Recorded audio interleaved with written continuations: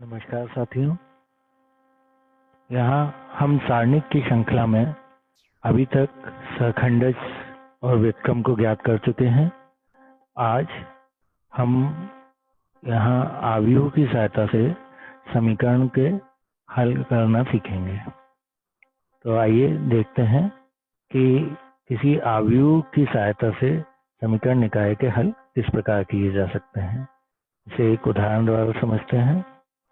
यहाँ एक समीकरण निकाय 3 समीकरण का है, जो कि 3x - 2y + 3z = 8, 2x + y - z = 1, 4x - 3y + 2z = 4 इसके रूप में दिया गया है। जब इन समीकरण निकाय को हल करना है, इसका अर्थ यह है कि इसके चरों के मान x, y और z के मान ज्ञात करना है। समीकरण निकाय को हल करने के लिए हम इसे ax = b के रूप में लिखेंगे। ax = b के रूप में लिखना, ये इसका सबसे इम्पोर्टेंट पार्ट है। यहाँ पर a जो है आपका वह यह समीकरण में चरों के गुणांकों से बनने वाला अवयव है। जैसे यहाँ पे 3 - 2, 3, 2, यहाँ y का गुणांक 1, यहाँ z का गुणांक -1 और यहाँ 4 - 3, 2। इस टाइप से एक अवयव बनेगा जो 3 × 3 का अवयव होगा। देखेंगे हम x जो है यहाँ एक स्तंभ अवयव होगा चरों का। यहाँ हमारे पास जो चर दिए हुए हैं वो कौन कौन से हैं, x, y और z। अगर x जितने भी चर सम्मिलित हैं उन सभी को लिया जाएगा। अगर किसी में वो चर जो है वो नहीं दिया गया है तो उसका गुणांक जो है वो 0 होगा, परंतु वो चर जरूर लिया जाएगा। यहाँ b जो है वो पुनः एक स्तंभ अवयव होगा, जो कि यहाँ पर बराबर में जो अचर दिए हुए हैं उनसे बनेगा, और यदि ये बराबर के दूसरी ओर हैं तो इन्हें पक्षांतर करके इस ओर ले आया जाएगा। तो ये p जो है 8, 1 और 4 का एक स्तंभ अवयव बनेगा। आइए देखते हैं ये किस प्रकार होगा।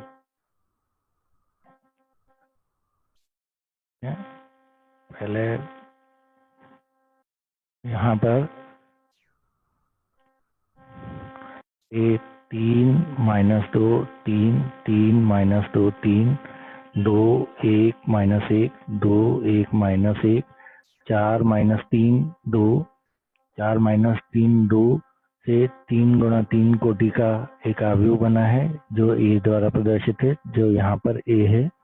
x जो है यहाँ चर जो सम्मिलित चर हैं x, y, z, उसका एक स्तंभ अवयव है, जो x, y, z के स्तंभ अवयव के रूप में लिखा गया है।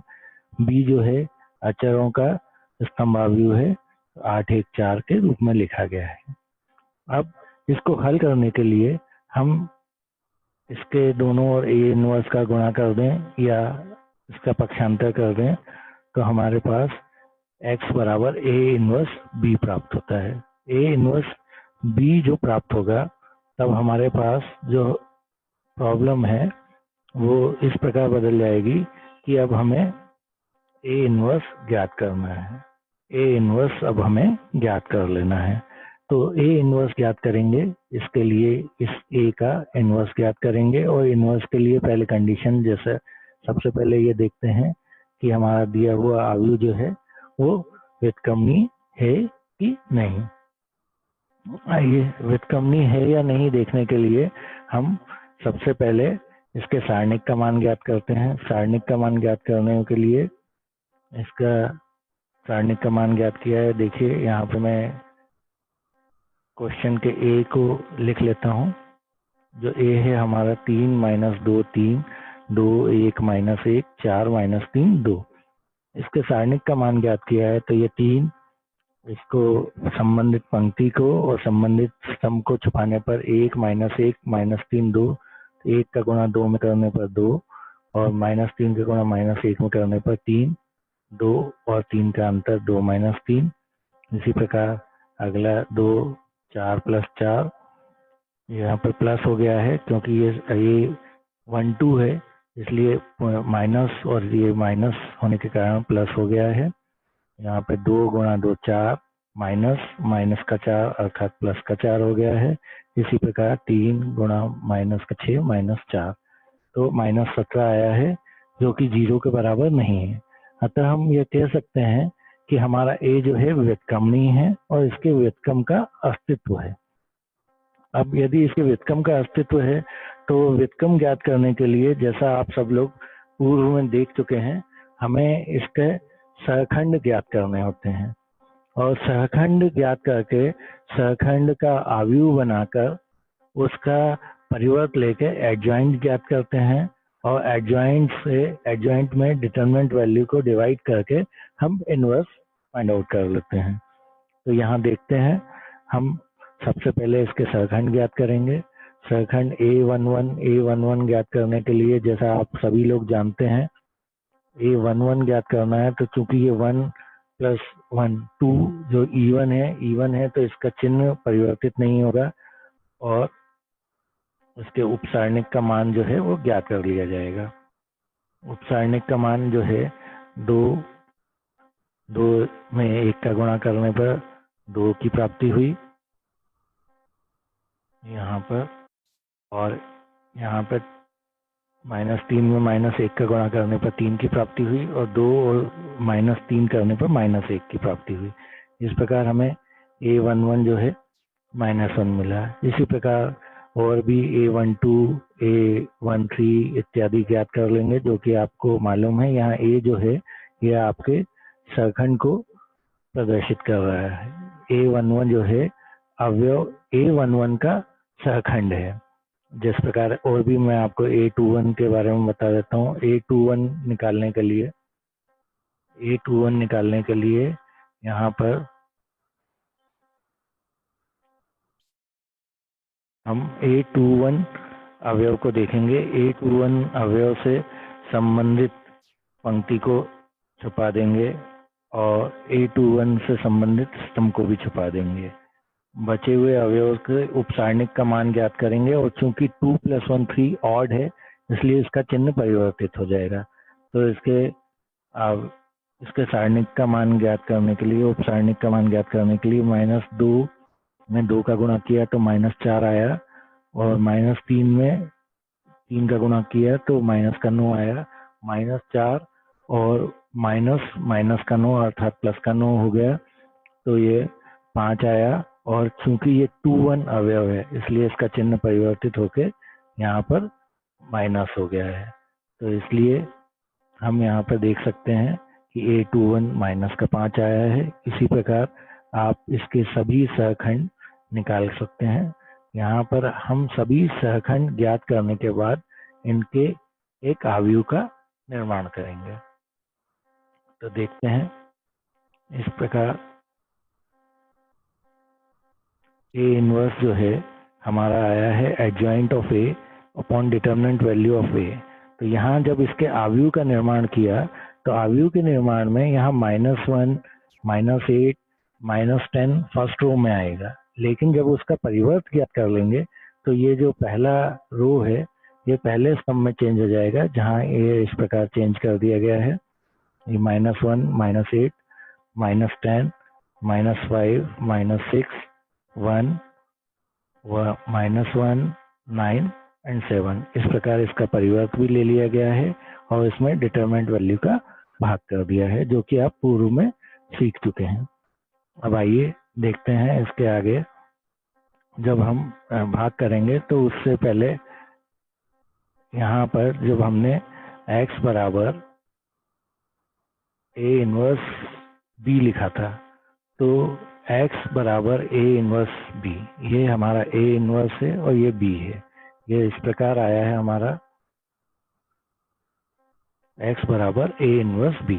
यहाँ ए इनवर्स का मान दिया हुआ है हमारे पास।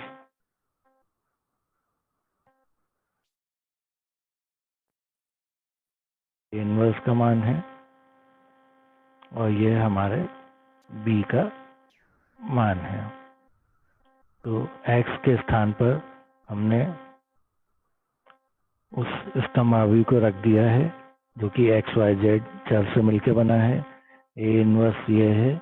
अब इसमें b का गुणा होगा, तो जब ए इनवर्स में b का गुणा करते हैं हम, तो आप सभी लोग जानते हैं, इसको मैं करके बता देता हूँ। तो यहाँ पर हमें फर्स्ट अवयव ज्ञात करने के लिए A11 ज्ञात करने के लिए यहाँ पहले अवयव की प्रथम पंक्ति को लेना पड़ेगा और दूसरे अवयव के प्रथम स्तंभ को लेना पड़ेगा। तो यहाँ पर जब हम गुणा करते हैं संगत अवयवों का, तो -1 का गुणा जो है 8 से होगा, -5 का गुणा जो है 1 से होगा और -1 का गुणा 4 से होगा। तत्पश्चात तीनों को जोड़ लिया जाएगा। जब तीनों को जोड़ लेते हैं तब हमें -17 की प्राप्ति होती है। देखिए -8, -5 और -4, तो 8, 5, 13 और 4, 17 और तीनों ऋण चिन्ह के साथ में है तो -17। इसी प्रकार दूसरे के लिए हम करेंगे। तो दूसरे के लिए A21 चाहिए, तो प्रथम अवयव की द्वितीय पंक्ति और दूसरे अवयव की प्रथम स्तंभ। तो यहाँ पर फिर -8 का गुणा 8 में माइनस का 64, फिर -6 का गुणा 1 में तो -6 और 9 का गुणा 4 में 36। तो इस प्रकार हमें -34 प्राप्त होता है। और इसी प्रकार हम तीसरा भी A31 भी प्राप्त कर लेते हैं। यहाँ पर जब इसमें -1/17 का गुणा होगा तब हमें यहाँ पर 1, 2 और 3 मिल जाता है। जैसा कि आप जानते हैं कि अवयव में अचर का गुणा करने पर उस अचर का गुणा अवयव के प्रत्येक अवयव में हो जाता है। तो यहाँ 1, 2, 3 की प्राप्ति हुई है। इस प्रकार हम यह कह सकते हैं कि हमारा x जो है वो 1 है और जो y है वह 2 है और जो z है वह 3 है। इस प्रकार हम यहाँ पर अवयव की सहायता से व्युत्क्रम ज्ञात कर सकते हैं। यहाँ हमने x, y, z के मान ज्ञात कर लिए हैं। अब इसको और डिटेल में देखेंगे और साथ में आपकी बुक का एक क्वेश्चन भी है, ये इसको डिटेल में देख लेते हैं। यहाँ पर ये क्वेश्चन आपको दिया हुआ है कि 4 किलो प्याज, 3 किलो गेहूं और 2 किलो चावल का जो मूल्य है वो ₹60 है, और 2 किलो प्याज, 4 किलो गेहूं और 6 किलो चावल का जो मूल्य है वो ₹90 है। और यहाँ 6 kg प्याज, 2 kg गेहूं है, यहाँ गेहूं समझेंगे अपन, और 3 kg चावल का जो मूल्य है वो ₹70 है। तो अवयव विधि से प्रत्येक का मूल्य प्रति किलोग्राम ज्ञात करना है हमें। यहाँ समीकरण का पहले निर्माण करेंगे। तो 4 किलो प्याज है, 3 किलो गेहूं है और 2 किलो चावल है। इसी प्रकार अन्य भी दिए हुए हैं। तो हम यूनिटरी मेथड से जानते हैं कि हमको सर्वप्रथम एक का निकालना होता है। तो यहाँ पर हम 1 किलो प्याज का मूल्य मान लेंगे, 1 किलो गेहूं का मूल्य मान लेंगे और 1 किलो चावल का मूल्य मान लेंगे। आइए, 1 किलो प्याज का जो मूल्य है वो x रुपीज है, 1 किलो गेहूं का मूल्य y रुपीज है और 1 किलो चावल का मूल्य z रुपीज है। Small x, small y, small z ये हमने मान लिए हैं। अब यहाँ पर हम देखते हैं कि हमारे जो समीकरण का निर्माण हुआ है वो किस प्रकार हुआ है। तो पहली समीकरण जो बनी, 4 किलो प्याज, 3 किलो गेहूं और 2 किलो चावल, देख लें 4 किलो प्याज, 3 किलो गेहूं और 2 किलो चावल, इसका मूल्य 60 रुपये है। तो यहाँ पर जो हमारी पहली समीकरण बनी है 4x + 3y + 2z = 60, इसी प्रकार दूसरी समीकरण जो बनी है 2 किलो प्याज, 4 किलो गेहूं और 6 किलो चावल का मूल्य 90 रुपए है। क्योंकि पूर्ण समीकरण को 2 से विभाजित किया जा सकता है, whole equation can divide by 2, तो हमारे पास नई समीकरण जो है वो x plus 2y plus 3z equal to 90 divided by 2 equal to 45 के रूप में प्राप्त होती है, जिसे हम समीकरण 2 के रूप में इंगित कर लेते हैं। It indicates by equation second. Now third equation 6 kilo प्याज, 2 किलो गेहूं और 3 किलो चावल के रूप में है, जिसका मूल्य 70 रुपए है। ये हमारी थर्ड इक्वेशन हो गई। अब यहाँ पर हमारे पास तीनों इक्वेशन मिल गई हैं। तीनों इक्वेशन मिलने के बाद में अब हमारा उद्देश्य जो है इस समीकरण को हल करना है, लेकिन यहाँ पर उन्होंने दिया है पहले से ही कि हमें आव्यूह विधि से हल करना है। तो आव्यूह विधि से हल करेंगे। ये जो इक्वेशन है इसमें हमारी जो रेड कलर में इक्वेशन है वही लेंगे। ये जो इक्वेशन जिसको हमने चेंज कर लिया है फॉर्म, वो नहीं लेंगे, ये इक्वेशन नहीं लेंगे। तो हमारी पहली इक्वेशन ये है, दूसरी इक्वेशन ये है और तीसरी इक्वेशन ये है। अब जैसा कि पूर्व प्रश्न में आपने देखा था, हमारा उद्देश्य इसको ax इक्वल टू b के फॉर्म में लिखना है, जहाँ a जो है वो चर के गुणांकों का आव्यूह है और x जो है, कैपिटल X जो है वो एक स्तंभ आव्यूह है चरों का, तथा b जो है वो बराबर के दूसरी ओर लिखे हुए अचरों का स्तंभ आव्यूह है। तो देखते हैं यहाँ पर a जो है वो 4 3 2 4 3 2 से इसकी प्रथम पंक्ति बन गई है। यहाँ पर दूसरा 1 2 3 1 2 3 से इसकी द्वितीय पंक्ति बन गई है और 6 2 3 6 2 3 से इसकी तृतीय पंक्ति बन गई है। तो a 3 गुणा 3 कोटि का एक आव्यूह बन गया है। x स्तंभ आव्यूह है चरों का, तो चर यहाँ पे सम्मिलित चर x y z है, इंक्लूडेड जो वेरिएबल्स हैं वो x y z हैं, तो x y z का एक आव्यूह बना लिया है। इसी प्रकार अचर जो है वो है 60 45 और 70, तो 60 45 70 का जो है एक कॉलम मैट्रिक्स बना लिया है। अब इसको जो है हमको हल करना है, तो हल करने के लिए वही तरीका ax बराबर b, x बराबर a इनवर्स b, इस प्रकार हम हल करेंगे इसको। तो आइए देखें, इसके लिए पुनः हमें a इनवर्स की आवश्यकता होगी। तो a इनवर्स ज्ञात करेंगे। देखिए a हमारा है 4 3 2 1 2 3 6 2 3। सर्वप्रथम हम इसके सारणिक का मान ज्ञात कर लेते हैं। तो इसके सारणिक का मान ज्ञात करने के लिए 4 3 2 1 2 3 6 2 3 का एक सारणिक लिख लिया है। इसका मान ज्ञात करने के लिए हमारे पास वही जो हम प्रथम पंक्ति के अनुदिश जो है इसका प्रसारण कर लेंगे, अर्थात will expand according to first row. तो यहाँ पर 4 गुणा एक 2/2 का सारणिक होगा 2 3 2 3 का, तो 2 3 6 2 3 6, तो 6 में से 6 गए तो 0, तो प्रथम जो है वो 0 बन जाएगा। इसी प्रकार दूसरे के लिए जब हम लेंगे तो यहाँ पर 3 से संबंधित स्तंभ को और पंक्ति को छुपा लेंगे। तो यहाँ पर हमारा जो दूसरा है वो 3 - 3 गुणा 1 3 6 3, अर्थात 3 एकम 3 18 इस प्रकार प्राप्त होगा। इसी प्रकार तीसरा भी प्राप्त करेंगे। आइए देख लेते हैं इसको। तो यह 4 गुणा 6 - 6 -3 गुणा 3 -18 प्लस 2 ब्रैकेट 2 -12। इसको हल करने पर हमें यहाँ पर 6 में से 6 गए 0 की प्राप्ति हुई, 18 में से 3 गए तो -15 मिले हैं। -15 का गुणा 3 में किया तो -45, और यहाँ पे वो घटाया है तो 10 मिले हैं ऋण चिन्ह के, और माइनस का 20, माइनस का 45 और प्लस का 20, सॉरी। तो यहाँ पर हमें 25 की प्राप्ति हुई है।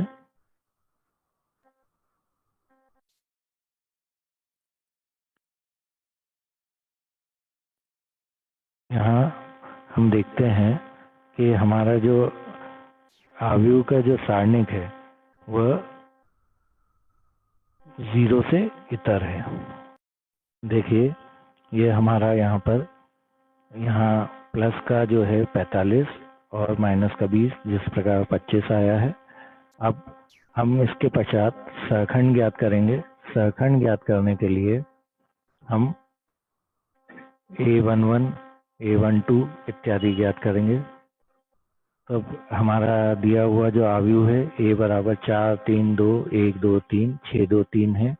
A11 के लिए इस 4 का सहखंड ज्ञात करने के लिए 4 से संबंधित पंक्ति को और स्तंभ को छुपा लेंगे। तो हमें 2, 3, 2, 3 के रूप में शून्य की प्राप्ति होगी और इसका चिन्ह जो है वो प्लस का ही रहेगा, लेकिन यहाँ पर तो शून्य ही है तो शून्य आएगा। इसी प्रकार हम A12 ज्ञात कर लेंगे। A12 के लिए ऋण चिन्ह आएगा और 3 से संबंधित पंक्ति को और स्तंभ को छुपाने पर 3 माइनस 18 माइनस का 15 आएगा और जिसका माइनस चिन्ह से ऋण चिन्ह से गुणा होने पर 15 की प्राप्ति होगी। इसी प्रकार हम A13 की प्राप्ति करेंगे। A13 के लिए जो है पुनः हम यहाँ पर 2 से संबंधित जो है वो कुछ भी छुपा लेंगे और 2 से संबंधित स्तंभ को भी। तो हमारे पास बचा हुआ उपसारणिक जो है 1, 2, 6, 2 से बना हुआ है। तो ये 2 और 1 का गुणा करने पर 2 और 6 में 2 का गुणा करने पर 12, जिसको घटा लेने पर माइनस का 10 प्राप्त होता है। और 3 और 1 क्योंकि सम है तो इसलिए इसका चिन्ह परिवर्तित नहीं होगा। इसी प्रकार हम A21 भी ज्ञात करेंगे। A21 ज्ञात करने के लिए हम A21 से जो अवयव A21 है उससे संबंधित जो है पंक्ति को छुपा लेंगे जो 1 से संबंधित है और इससे संबंधित स्तंभ को भी छुपा लेंगे। तत्पश्चात हमारा बचा हुआ जो है 3, 2, 2, 3 के रूप में उपसारणिक में लेगा, जिसको हम 3 में 3 का गुणा करने पर 9 और 2 में 2 का गुणा करने पर 4, 9 में से 4 घटाने पर 5 और चूंकि ये 21 है तो इसका चिन्ह परिवर्तित हो जाएगा। आइए देखते हैं इस। तो यह ऋण 5 की प्राप्ति हुई। इसी प्रकार A22 0 और A23 जो है हमें 10, A31 जो है 5, A32 माइनस का 10, A33 5 इत्यादि प्राप्त होता है। अब इसका हम सहखंड अवयव बनाएंगे और एडजॉइंट ए ज्ञात करने के लिए जैसा आप जानते हैं कि सहखंड अवयव जो होता है हमारा सहखंड अवयव का हमें परिवर्त ज्ञात करना होता है। तो इस एडजॉइंट ए के लिए इस सहखंड अवयव जो हमने बनाया है, जो हमें A11, A12, A13, A21, A22, A23, A31, A32, A33 प्राप्त हुए हैं, उसका परिवर्त ज्ञात कर लेंगे। अर्थात अब यह जो पंक्ति है वह स्तंभ में बदल जाएगी, ये द्वितीय पंक्ति द्वितीय स्तंभ में बदल जाएगी और तृतीय पंक्ति जो है वो तृतीय स्तंभ में परिवर्तित हो जाएगी। आइए देखते हैं। तो इस प्रकार हमारा जो एडजॉइंट ए है वो 0, 15, -10, 0, 15, -10, -5, 0, 10, -5, 0, 10, 5, -10, 5, 5, -10, 5 के रूप में परिवर्तित हो गया।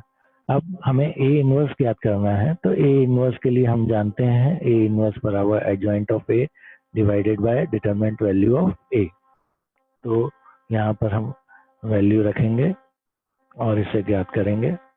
तो हमारे पास A इनवर्स जो है ये हमारा एडजॉइंट A है और हमारी डिटरमिनेंट वैल्यू 25 आई थी।